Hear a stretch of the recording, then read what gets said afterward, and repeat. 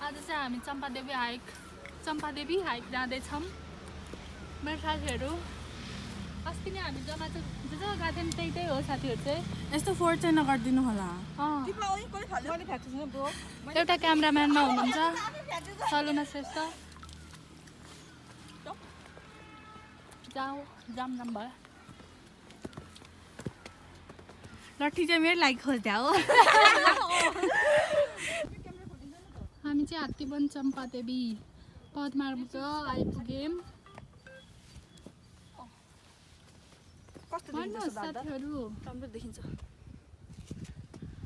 आज energy low छ साथी मेरो। किन यस्तो कसरी भयो? असम्भव हुनै सक्दैन। डाइरिया चलिरहेछ के गर्नु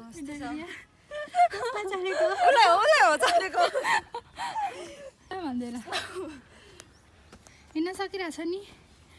हामी यस्तो उकालो हुने रहेछौँ। अझ यस्तो उकालो जाने बाँकी छ। है छिटो जाऊँ। छिटो मालिङ्गो होइन थाहा भएन यो त के हो। त्यसले पिक्चर बनाउँछ। मेरो साथीहरू चाहिँ यहाँ गीत बजाउँदै नाच्दै हिँड्दैछ नि। खोइ नाचेको डान्सर हो नि फेरि उता डान्सर। कसैले चाहिएमा सम्पर्क गर्नु होला। भयो आऊ जाऊँ। यहाँ चाहिँ फोटो खिच्न लाग्दैछ मेरो साथीले। हामी चाहिँ यो सिडी भएको ठाउँ आइपुग्यौँ बल्ल। मिनी गेट वा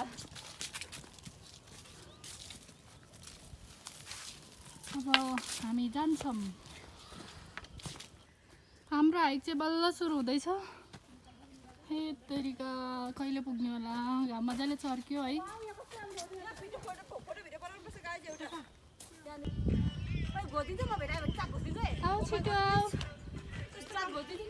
हामी चाहिँ यहाँबाट हिँड्दैछौँ सिडी माथि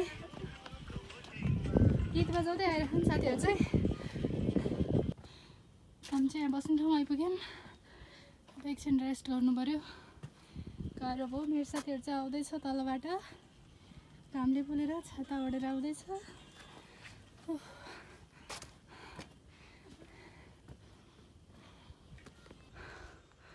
हामी चाहिँ एकछिन बसेर अब अलिअलि एनर्जी ड्रिङ्क खाएर अनि जानुपर्छ। आउँदैछ मेरो साथी। हेलो अब नेट चल्छ त्यहाँदेखि। हामी चाहिँ अहिले एनर्जी ड्रिङ्क खाँदैछौँ। म त रातो भक्छु ल। कपिराइट लाग्छ होला मेरो उसमा। अब खाएर डेस्टिनेसनमा ल गाइस हामी चाहिँ अब जान लागेको। आफ्नो गन्तव्यतर्फ लाग्यौँ हामी।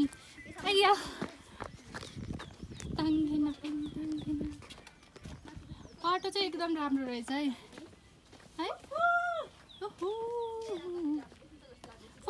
फोहोर चाहिँ उता फाल्नु होला है।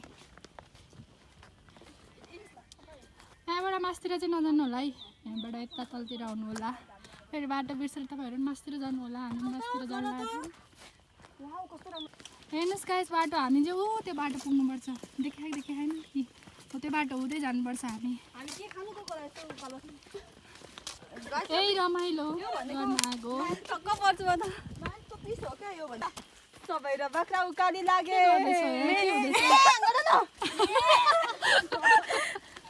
त्यहाँदेखि के हुन्छ थाहा छैन। साथीहरू तिमीहरू किन हाइकिङ आएको? पिस खोज्न आएको। डिप्रेसनमा गएको थियो कि यता हेरेर भन न। डिप्रेसनमा जाँदा हिँड्नु सकिनँ कि अनि हाइक जाउँ भनेर खुट्टालाई बानी गरौँ भनेर डिप्रेसनमा जानुको लागि क्या। ए हो ल ठिक छ। हाइक जाने बाटो डिप्रेसन जाने बाटो नि राम्रो रहेछ है। हेर त यताबाट पनि देखाइदियो। यहाँबाट जाँदा नि हुन्छ। यहाँबाट गयो भने सिधै पुग्छ माथि। हामी चाहिँ त्यहाँबाट हिँडेर यहाँसम्म आइपुगिसक्यौँ। हामी यो त्यहाँ जानु बसेर आएको। साथीहरूलाई यसो अलिअलि गाह्रो भएको अवस्था होइन। गाह्रो त हुँदैन होइन। नाटक पारेको गाह्रो भएको जस्तो यसो नाटक एक्टिङ फेरि हामी अब छिट्टै फिल्म निकाल्ने सुरुमा छौँ क्या। 4 जनाको चारजनाको निकाल्नुपर्छ। हाम्रो हिँड्दैछौँ।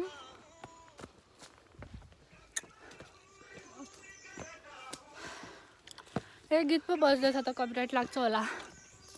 हामी चाहिँ पुग्न लाग्यो जस्तो लागिरह मलाई, तर थाहा छैन अब। अब अलिक सम्मसम्म उसले चाहिँ पुग्नु आँट्यो होला। किन होला? हामी चाहिँ आइपुग्यौँ।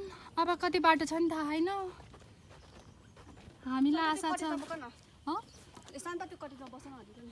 वनभित्र के हो त्यो माथिको कटेजमा यार। हामी यहाँ कटेजमा आइपुग्यौँ। रातो भएको छु क्या एकछिन रेस्ट गर्नु पऱ्यो। अब मेरो रातो भएको छु तपाईँ यति नै गाह्रो भयो। एकछिन बस्नु पऱ्यो।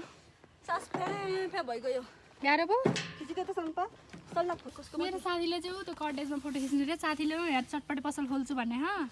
आउनुहोस् है तपाईँहरू भोलि पर्सि चटपटे खानालाई। मोडल त फेरि 100 मिनेट कस्तो राम्रो भ्यू देखिरह, तर यहाँबाट मोबाइलले चाहिँ अलिक मेरो आँखाले राम्रोसँग देखिरह, तर मोबाइलबाट देखिएन।